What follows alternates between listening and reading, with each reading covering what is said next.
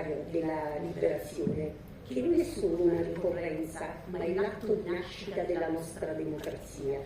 suggellata poi dal voto alle donne che finalmente si sono recate alle urne per esprimere il loro voto. Quindi oggi è la festa della libertà ritrovata, del sacrificio di chi ha lottato contro l'oppressore, e la provincia di Chieti vanta una storia di grande coraggio, legata ai drammatici eventi della Seconda Guerra Mondiale.